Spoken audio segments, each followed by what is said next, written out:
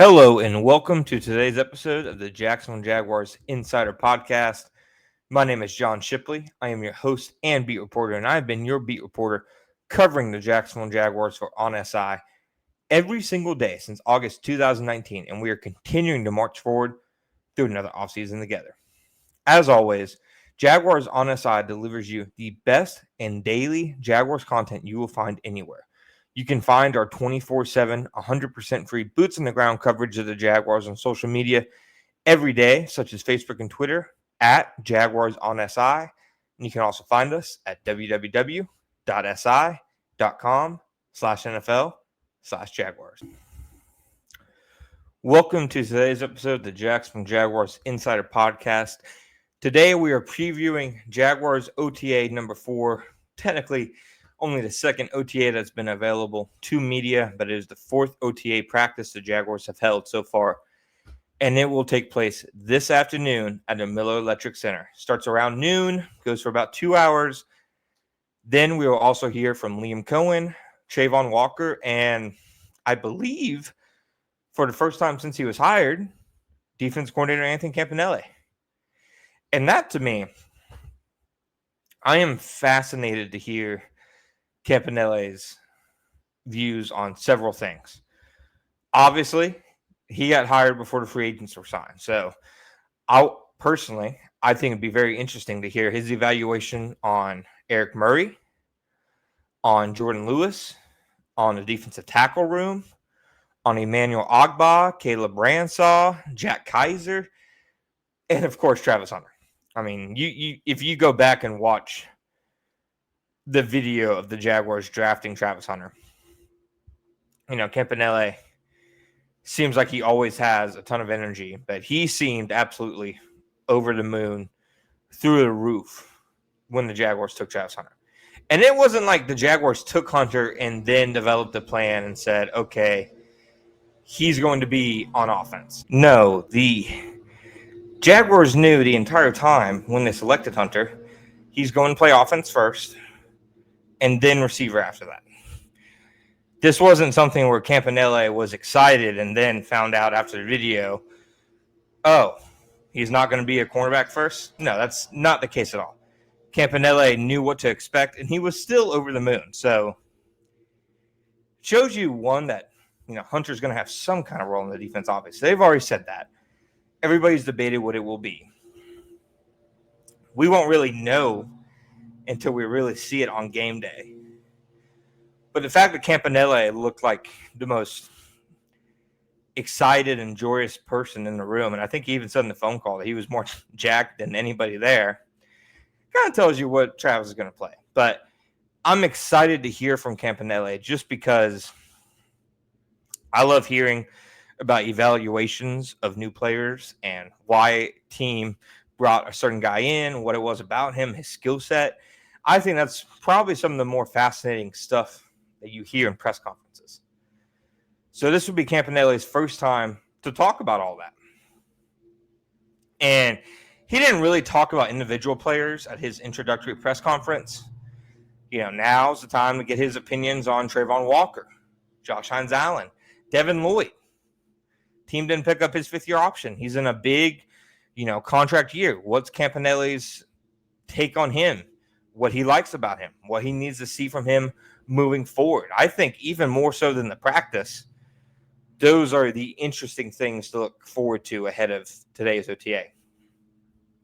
After that, I said after the first OTA that there was a lot of competition. And there was, a lot of guys rotating in and out with the first and second units, etc. There weren't many positions. Obviously, quarterback, Trevor Lawrence was Trevor Lawrence. They're not rotating him out. But other than that, there weren't many positions where I didn't see them, trying a lot of different combinations, giving a lot of different guys chances. So I'm interested to see that. But the position I'm most interested to see it at for this practice, and the one I will keep a close eye on, is cornerback. We know Tyson Campbell has one cornerback spot. Liam Cohen absolutely raved about him after the first OTA practice. It's very clear that they think a lot of Tyson from the way Liam Cohen described Campanelli's scheme, what he says, a little more off coverage and reading the quarterback. I think that's actually a big plus for Tyson Campbell. Because if you guys remember when Ryan Nielsen got hired, I said I wasn't sure about Tyson Campbell and his scheme because his best plays came from reading the quarterback as opposed to just pressing the receiver the entire time. Tyson Campbell's best season in 2022, obviously, him staying healthy was a big part of it. But I think the scheme also, it played to his strengths. It allowed Tyson Campbell to simply be, Tyson Campbell and do what he does best. He has great instincts. He has a good wingspan where he can just kind of, be in one spot and then quickly make a play on the ball in another that a quarterback's not expecting. Good ball skills, and just the way he reads a quarterback is very impressive, very advanced. I think they took him out of a playmaking role last year. And obviously, I think injuries were the biggest reason he had a down year. I'm not saying it was a scheme because there were still obviously some flashes and stuff in there.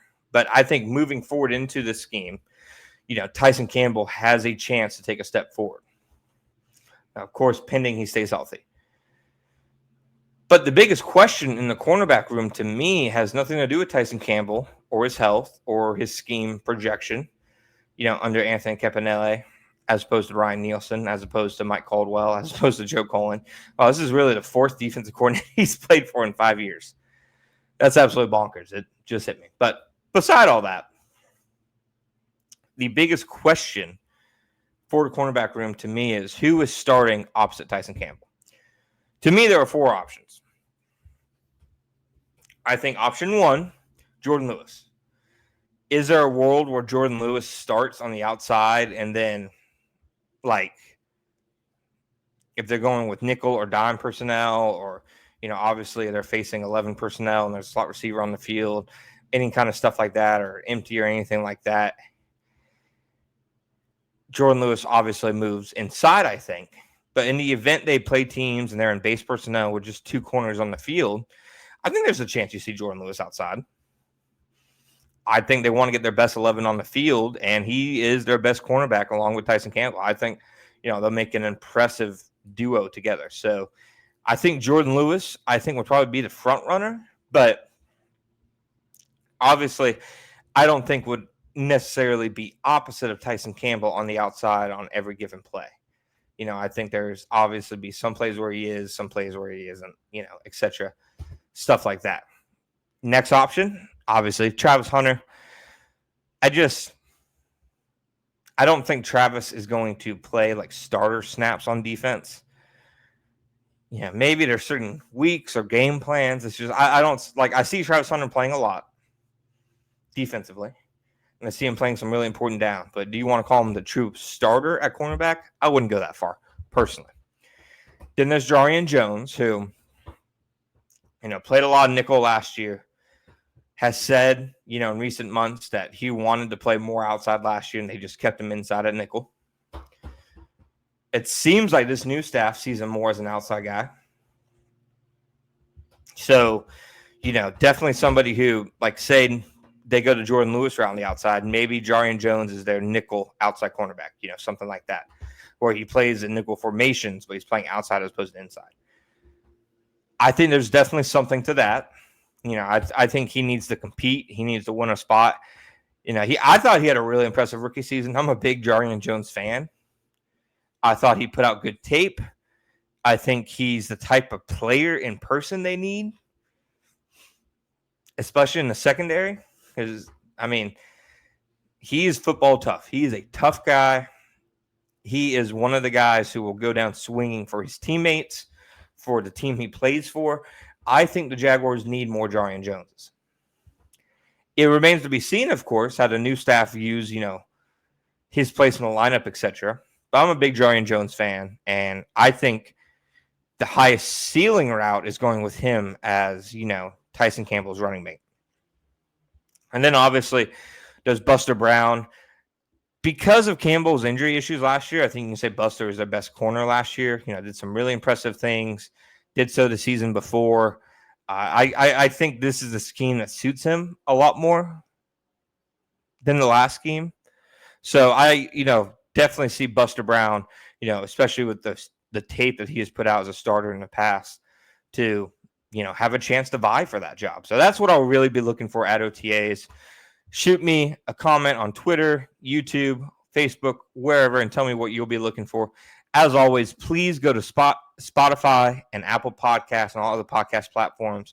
Review, give us a like, a follow, subscribe at the Jacksonville Jaguars Insider Podcast. You can also find all of our interviews, videos, practice highlights, and more about the Jacksonville Jaguars on our YouTube channel at Sports Videos on SI.